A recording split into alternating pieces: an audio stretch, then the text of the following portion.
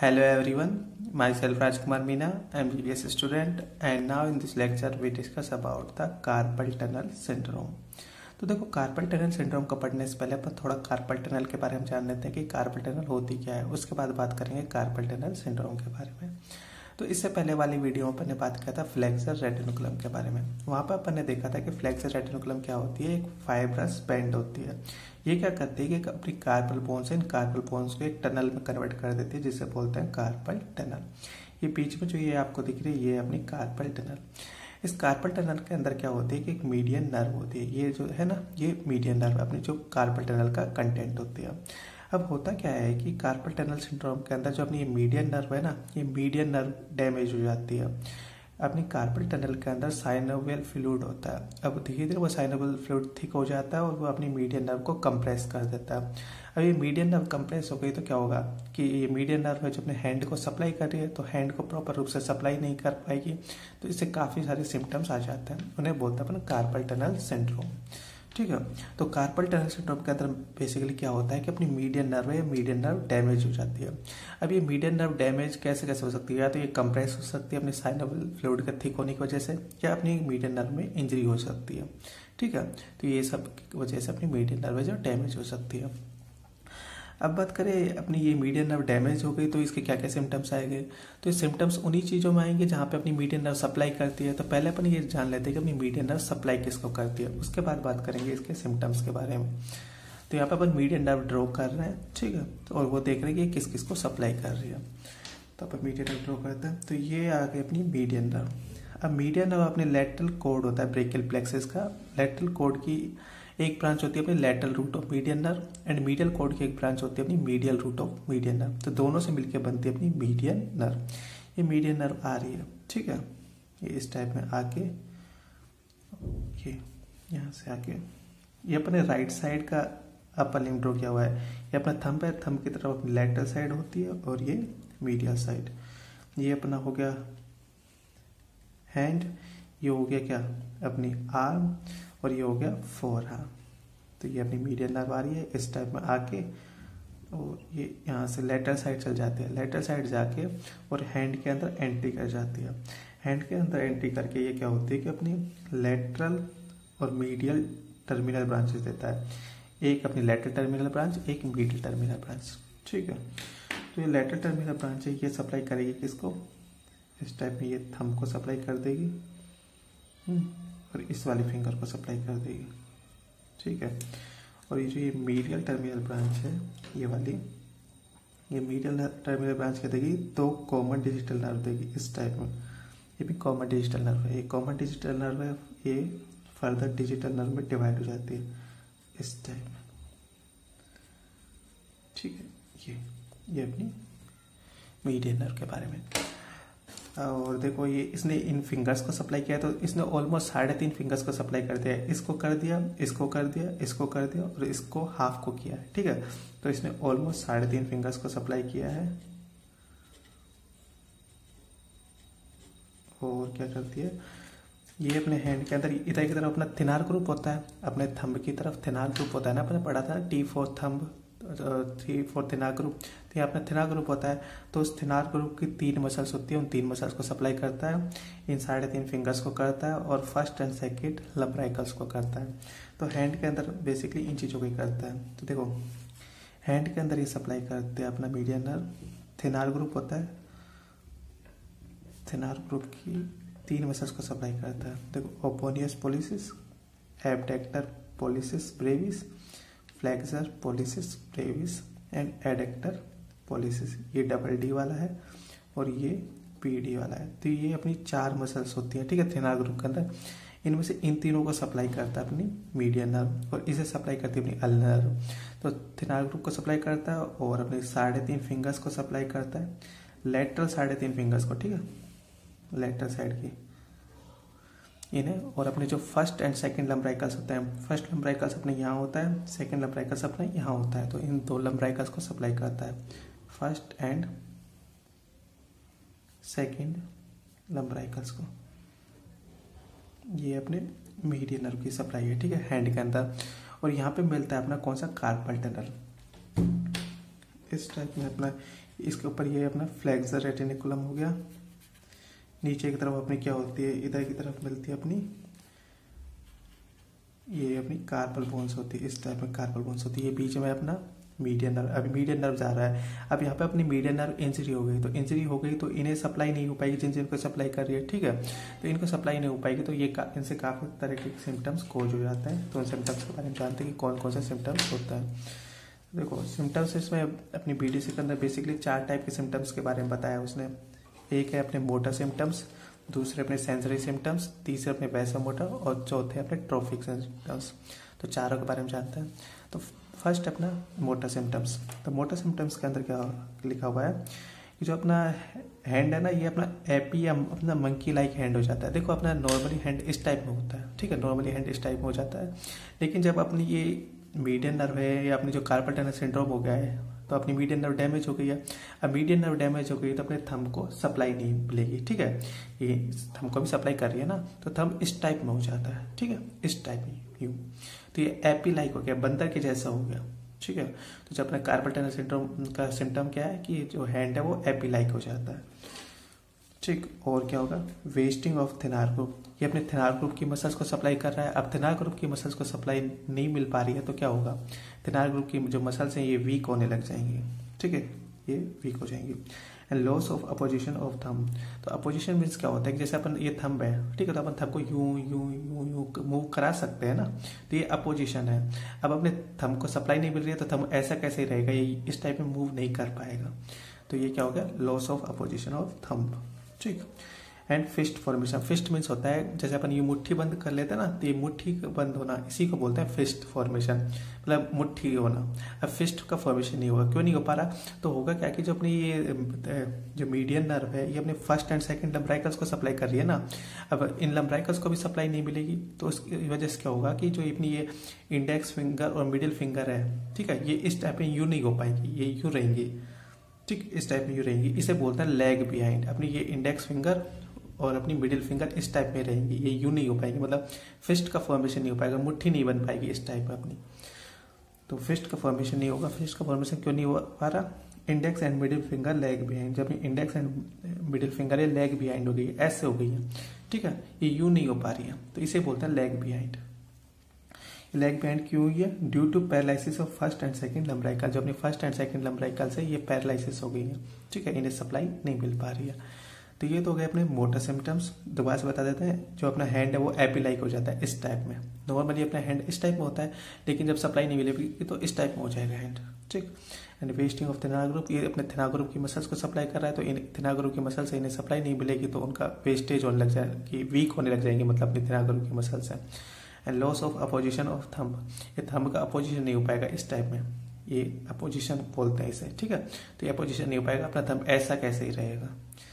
और क्या होगा, फिस्ट फॉर्मेशन, मतलब जैसे मुट्ठी बंद नहीं कर पाएंगे ऐसे। क्यों नहीं कर पाएंगे, क्योंकि जब फर्स्ट एंड सेकंड लंब्राइकल्स हैं ये पैरालिसिस हो गए हैं, ये डैमेज हो गए हैं, तो इसकी वजह से ये जो अपनी इंडेक्स फिंगर है, मिडिल फिंगर है ना, ये इस टाइप में नहीं हो पाएंगी, ऐसे कैसे रहेंगी, इसे बोलते हैं लेग बिहाइंड, ठीक है। तो ये हो गया। अब बात करते हैं, ये तो हो गए मोटर सिम्टम्स के बारे में। नेक्स्ट देखते हैं अपने सेंसरी सिम्टम्स के बारे में। तो सेंसरी सिम्टम्स के अंदर क्या क्या है, तो सेंसरी सिम्टम्स के अंदर क्या होगा कि loss of sensation on lateral 3.5 digit. जो अपना ये मीडियन नर्व थी, ये अपनी लेटरल साइड के 3.5 डिजिट्स को सप्लाई कर रही थी ना, तो इनमें लॉस ऑफ सेंसेशन हो जाएगा, मतलब इन्हें सेंसेशन नहीं मिल पाएगा। तो एक तो 3.5 डिजिट्स को नहीं मिलेगा, और नेल बैंड्स है उन्हें नहीं मिलेगा, एंड डिस्टल फेलिंग्स है ना, अपने जो आखिरी के फेलिंग्स हैं इनमें भी अपना सेंसेशन का लॉस हो जाएगा, ठीक है, ये होगा। फिर क्या अपना वैसोमोटर चेंजेस। तो वैसोमोटर सिम्टम्स के अंदर क्या आता है कि अब देखो अपनी नर्व है जो कंप्रेस हो गई है, ठीक है, या तो अपनी नर्व डैमेज होगी या अपनी नर्व कंप्रेस होगी, तभी तो अपनी मीडियन नर्व सप्लाई नहीं कर पा रही है ना। अब अपनी नर्व कंप्रेस हो गई है सपोज, अब नर्व कंप्रेस हो गई है तो उसके आसपास जो आर्टियोल होंगे, आर्टियोल है उन्हें डाइल्यूट होने के लिए स्पेस मिलेगा ना, तो वो डाइल्यूट होंगी। अब वो डाइल्यूट हो गई तो अपना जो ब्लड है सप्लाई है, ब्लड सप्लाई भी इंक्रीज हो जाएगी। अब ब्लड सप्लाई इंक्रीज हो गई तो जो अपने जिस एरिया को ब्लड सप्लाई इंक्रीज हो रही है वो एरिया वार्म हो जाएगा। ऐसे बोलते हैं ना कि खून के अंदर गर्मी होती है, अब ज्यादा खून आ गया तो ज्यादा गर्मी बढ़ जाएगी, मतलब एरिया वार्म होने लग जाएगा, ठीक है, एक तो ये, और दूसरा क्या कि अपनी नर्व कंप्रेस हो गई है तो उसे जो सिंपैथेटिक सप्लाई मिल रही थी वो नहीं मिल पाएगी, ठीक है, क्योंकि नर्व कंप्रेस हो गई है मतलब नर्व डैमेज हो गई तो सिंपैथेटिक सप्लाई नहीं मिल पाएगी। अब जब अपनी सिंपैथेटिक नर्व्स होती हैं ये क्या करवाती है, स्वेटिंग करवाती हैं, तो ये डैमेज हो गई तो अपनी स्वेटिंग भी नहीं हो पाएगी। अब स्वेटिंग नहीं हो रही तो स्किन है वो ड्राई हो जाएगी, ठीक है, तो जहाँ पे अपनी सप्लाई नहीं मिल पा रही है तो इसकी वजह से स्किन है जो ड्राई हो जाएगी बेसिकली, और इस जगह का टेम्परेचर है वो बढ़ जाएगा थोड़ा सा। तो ये अपने वैसोमोटर चेंजेस हो गए। नेक्स्ट बात करते हैं ट्रॉपिक चेंजेस के बारे में। तो ट्रॉपिक चेंजेस कब आते हैं, जब अपना ये पैरालिसिस या जो अपना सिंड्रोम है ये लॉन्ग टाइम तक रहे, ठीक है, लॉन्ग टाइम पैरालिसिस या अपना लॉन्ग टाइम सिंड्रोम।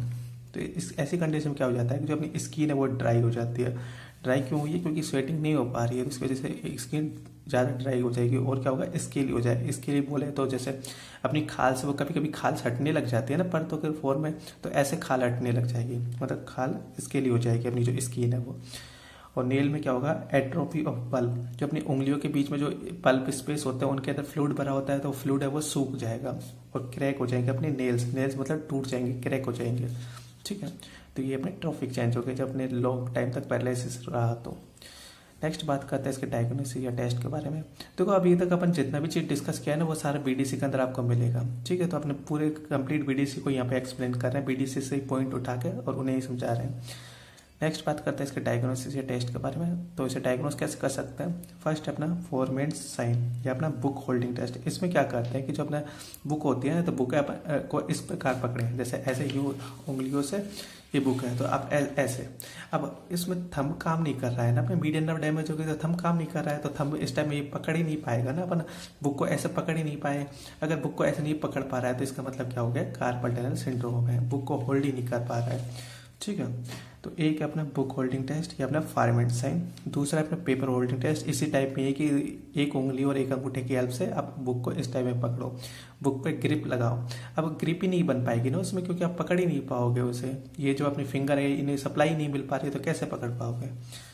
ये तीसरा क्या है, फेलेंस टेस्ट। फेलेंस टेस्ट के अंदर क्या करते हैं कि जो अपनी ये रिस्ट है, रिस्ट को आप इस टाइप में ऐसे कर लो, ठीक है, इस टाइप में मतलब एकदम ऐसे फ्लेक्स्ड करवा दो रिस्ट को, ऐसे फ्लेक्स करवाओगे ना तो कार्पल टनल सिंड्रोम की कंडीशन में क्या होगा कि यहाँ पे बहुत तेजी से पेन फील होने लगेगा। अगर आप ऐसे करवाओगे एकदम रिस्ट को एकदम फ्लेक्स्ड करवा दोगे ना तो काफी तेजी से पेन फील होने लगेगा, ठीक है। तो ये अपना फेलेंस टेस्ट, इन तीन तरीके से डायग्नोस कर सकते हैं अपने कार्पल टनल सिंड्रोम को। और एक है अपना फिजिकल एग्जामिनेशन, फिजिकल एग्जामिनेशन के थ्रू भी इसे डायग्नोस कर सकते हैं। फिजिकल एग्जामिनेशन के अंदर क्या होता है कि जो मतलब डॉक्टर वगैरह होता है तो वो ऐसे पता कर सकता है कि जो अपने यहाँ पे सप्लाई मिल रही है वो मसल्स है, वो मसल्स वीक हो गई है या जो अपनी स्किन है वो ड्राई होने लग गई है, वार्म होने लग गई है, तो फिजिकल एग्जामिनेशन के अंदर आते हैं, तो वो सब देख के भी डायग्नोस कर सकते हैं, ठीक है। नेक्स्ट बात करें इसके ट्रीटमेंट के बारे में। तो देखो ये चीजें अपने पीडीसी के अंदर मिल जाएंगी, डायग्नोस मिल जाएगा, सिम्टम्स मिल जाएगा और इसके कोजेस वगैरह वो सब मिल जाएंगे, लेकिन ट्रीटमेंट नहीं मिलेगा। तो ट्रीटमेंट को मैंने गूगल से लिया है, वहां से लिया है, अपनी बीडीसी के अंदर बस इतना ही है कार्पल टनल सिम्टम के बारे में, मतलब सिंड्रोम के बारे में। ट्रीटमेंट के अंदर बात करें तो ट्रीटमेंट के अंदर क्या आती है, take more frequent break to rest hand. तो इसमें क्या है कि अपने जैसे सिंड्रोम हो गया है तो आप लॉन्ग टाइम तक मतलब थोड़ी थोड़ी देर में ब्रेक लीजिए, जहाँ पे अपने ये हैंड है ना, जहाँ पे अपने जिस हैंड में आपको ये सिंड्रोम हुआ है तो थोड़ी थोड़ी देर में उस हैंड को रेस्ट दीजिए आप, ठीक है। And avoid activities that make symptoms worse. अब जैसे कोई भी एक्टिविटीज होती है, जैसे कि आप कीबोर्ड चलाते हैं, आप कंप्यूटर से यूज चलाते हैं तो इनका ज़्यादा यूज हो रहा है ना, तो इन एक्टिविटीज को अवॉइड कर दीजिए, मतलब ऐसे काम ना कीजिए, ठीक है। तो ये ट्रीटमेंट के अंदर जाता है। और क्या है, apply cold pack to reduce swelling. अब अपनी जो मसल्स हैं ये वीक हो गई हैं, इनमें स्वेलिंग्स वगैरह आने लग गई है, तो ऐसे में क्या है कि कोल्ड चीज़ होती है जैसे बर्फ वगैरह होती है उसका यूज कर सकते हैं, ठीक है। और क्या अपनी मेडिकेशन एंड सर्जरी, मेडिकेशन कुछ टैबलेट्स वगैरह या सर्जरी वगैरह होती है उसके थ्रू इसे ठीक किया जा सकता है, मतलब ट्रीट किया जा सकता है अपने कार्पल टनल सिंड्रोम को। तो ये अपना कार्पल टनल सिंड्रोम के बारे में हो गया। तो एक बार दोबारा समझा देता है, कार्पल टनल सिंड्रोम के अंदर क्या होता है कि जब अपनी मीडियन नर्व है ये डैमेज हो जाती है। अब ये डैमेज कंप्रेशन के थ्रू हो सकती है या अपनी इंजरी के थ्रू हो सकती है, ठीक है। अब ये मीडियन नर्व डैमेज हो गई तो सिम्टम्स कहाँ का कोज करेगी, जहाँ पे ये सप्लाई करेगी वहाँ पे, तो ये सप्लाई कहाँ पे कर रही है। तो देखो अपन को मेनली बेसिकली अपने हैंड से काम है, क्योंकि यहाँ पे आपका डैमेज हो गई है तो यहाँ तक तो इसे सप्लाई मिल रही है, इस वाले एरिया को सप्लाई नहीं मिल रही है ना, तो सिम्टम्स इस वाले एरिया के अंदर ही आएंगे। तो क्या क्या सिम्टम्स आएंगे, तो सिम्टम्स बेसिकली 4 टाइप के सिम्टम्स अपनी बीडीसी के अंदर, motor symptoms and sensory symptoms, vasomotor and अपने ट्रॉफिक सिम्टम्स। मोटर सिम्टम्स के अंदर है एक तो है AP monkey like hand, hand इस टाइप में हो जाएगा, ठीक है, इस टाइप में। दूसरा क्या है, वेस्टिंग ऑफ थिनार ग्रुप, जब थिनार ग्रुप की मसल्स है ये वीक होने लग जाएंगी। Loss of opposition of thumb, thumb का अपोजिशन नहीं हो पाएगा, इस टाइप में ये हो रहा है तो इसे बोलते हैं अपोजिशन, ये हो नहीं पाएगा, ऐसे रहेगा थंब। एंड फिस्ट फॉर्मेशन, मतलब अपनी जो मुट्ठी है वो ऐसे नहीं बन पाएगी, ठीक है, मुट्ठी नहीं बन पाएगी। क्यों नहीं बन पा रही, क्योंकि जब ये लंबराइकल से ये डैमेज हो गए तो ये उंगलियां, जब इंडेक्स फिंगर है, मिडिल फिंगर है, ये इस टाइप में नहीं हो पाएंगी, ठीक है, ये ऐसे कैसे रहेंगी, ये यूँ नहीं हो पाएंगी, इसे बोलते हैं लेग बिहाइंड। तो ये मोटर सिम्टम्स है। नेक्स्ट क्या है अपने सेंसरी चेंजेस, मतलब जो सेंसेशन है उसका लॉस हो जाता है। अभी सेंसेशन अपनी जहाँ पे ये मीट एंड नर्व सप्लाई करिए तो वहीं पे लॉस होगा, तो ये अपनी 3.5 डिजिट्स के अंदर, नेल पेंट्स के अंदर, अपने डिजिटल फेलिंग्स के अंदर हो जाएगा।